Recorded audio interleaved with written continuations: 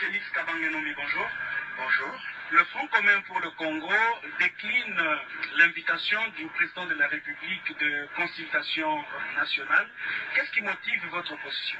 Je pense que vous savez tous que nous sommes dans un accord qui a été intitulé Accord de paix et de stabilité pour la République démocratique du Congo, et nous pensons pour notre part que quand nous avons suivi le discours du président de la République, et surtout que l'autorité morale du FCC, qui a la majorité parlementaire, n'a pas été contactée par le président de la République pour une quelconque négociation ou un quelconque entretien, et nous considérons qu'il est en train de se préparer une union sacrée de la nation contre le FCC, et nous ne pouvons pas cautionner, une telle division au sommet de l'État, et deuxièmement, nous devons vraiment rester dans le respect des textes et des engagements que nous prenons. Vous dénoncez aussi des tentatives de débauchage, et l'opposition estime que vous dénoncez ce que vous-même vous faisiez autrefois. Nous sommes en train d'entendre à tout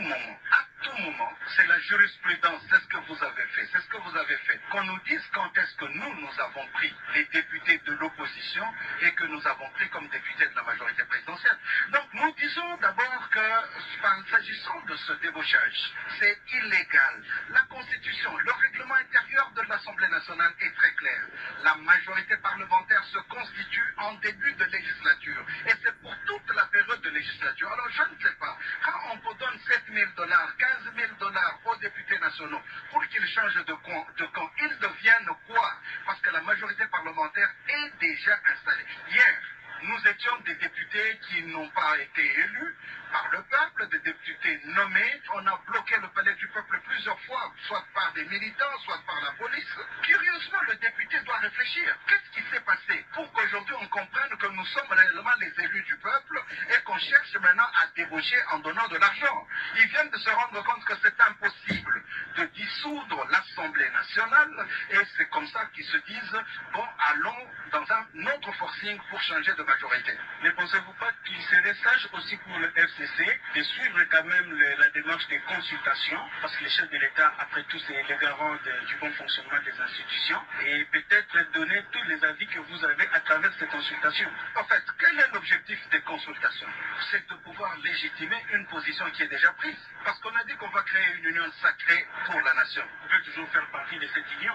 Mais si nous devions, alors nous devions le discuter ensemble, parce que nous sommes déjà dans une coalition qui a présenté ses failles, certes, mais qu'il faut sauver. Vous savez, quand on parle de consultation, ça veut dire j'ai ma position, je viens, je vous appelle, et que vous me dites ce que vous voulez. À la fin, quand je prends mes décisions, je dis, vous aviez été aussi consulté. Aujourd'hui, on est en train de me dire que l'accord n'est pas au-dessus, mais nous avons eu autant d'accords avec la Saint-Sylvestre, qui a même fait naître le CENSA.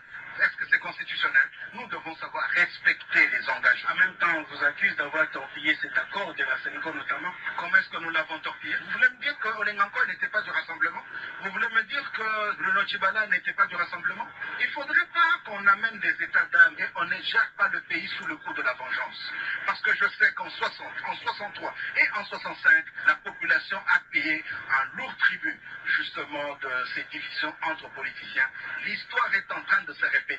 J'aimerais que ça ne se répète pas et que les politiciens d'aujourd'hui agissent différemment des politiciens de 1960. Et qu'est-ce que vous préconisez alors pour éviter au pays une crise persistante?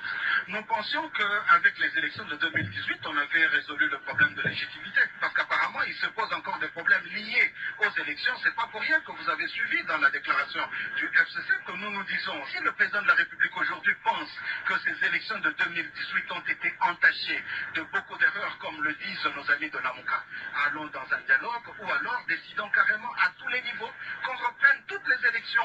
Donc le FCC épouse la position de Lamuka d'organiser des élections anticipées. Je ne sais pas si Lamuka a proposé, je sais qu'eux, ils reviennent sur la vérité des urnes, mais nous disons que si le président de la République ne veut pas continuer à discuter avec nous autour du mécanisme prévu par l'accord FCC-CACH, alors pourquoi pas ne pas aller vers des élections générales anticipées, mais à tous les niveaux, quel que soit le moment où nous irons, nous allons encore avoir cette majorité. Félix Kabangenomi, je vous remercie. C'est moi qui vous remercie.